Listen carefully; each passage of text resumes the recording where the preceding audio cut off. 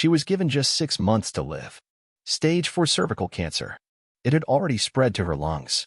The doctors offered her chemotherapy, but made it clear it was just to buy a little time. No one expected her to survive. But Jane McLelland refused to accept that. And what she did next would not only save her life, it would challenge everything we think we know about cancer. This is the true story of how Jane McLelland, a young British physiotherapist and mother, used one powerful daily habit, along with her determination, research, and unconventional thinking to beat a terminal diagnosis. It began in 1994. Jane was just 30 years old when she was first diagnosed with cervical cancer. She went through the usual treatments, chemotherapy, radiation, surgery. And for a while, things seemed under control. But a few years later, the cancer came back. And this time, it was far worse. The cancer had spread to her lungs. It was officially stage 4 terminal. The doctors told her, gently but firmly, that there was nothing else they could do.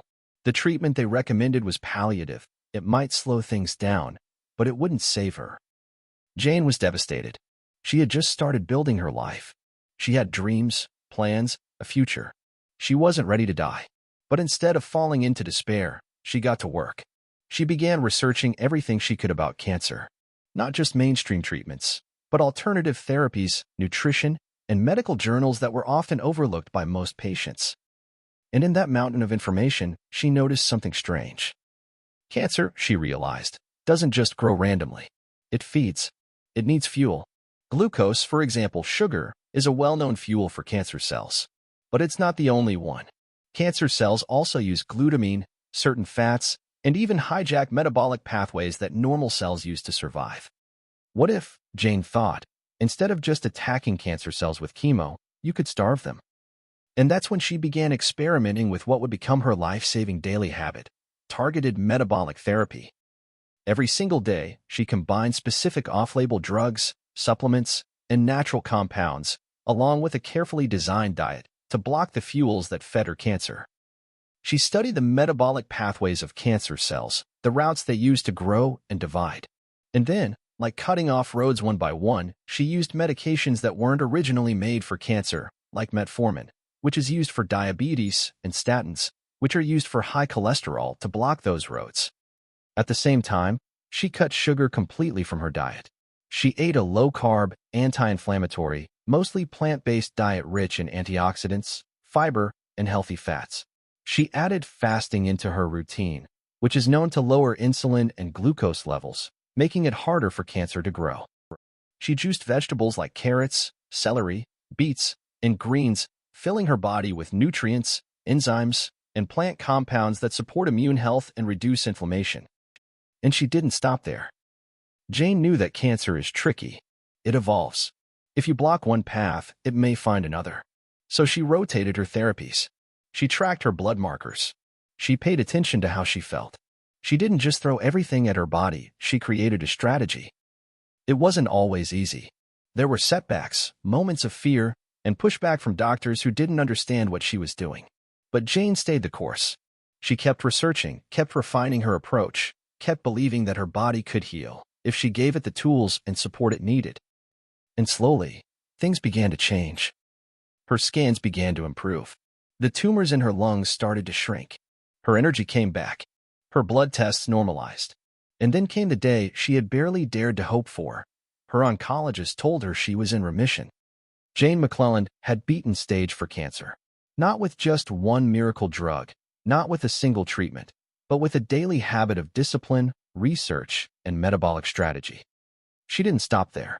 Jane went on to write a book, How to Starve Cancer, which has helped thousands of patients around the world understand how cancer cells work and how you can take control of your health in ways most people never hear about.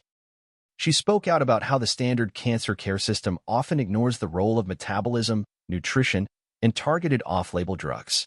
She worked with scientists, doctors, and patients to spread awareness. She turned her personal battle into a mission to help others. So what exactly was Jane's daily habit? It was the habit of fighting cancer at its roots, not just trying to kill it, but to starve it. Here's a simplified breakdown of what she did, day after day. She followed a low-glycemic, mostly plant-based diet to avoid feeding cancer cells with glucose.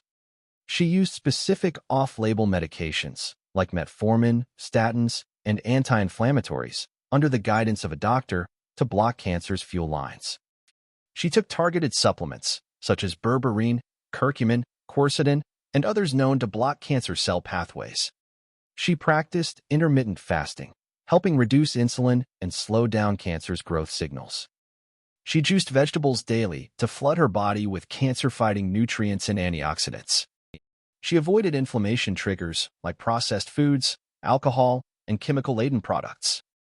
She tracked her progress meticulously, monitoring scans, blood work, and symptoms with care. She researched constantly, keeping herself informed of the latest science and adjusting her plan.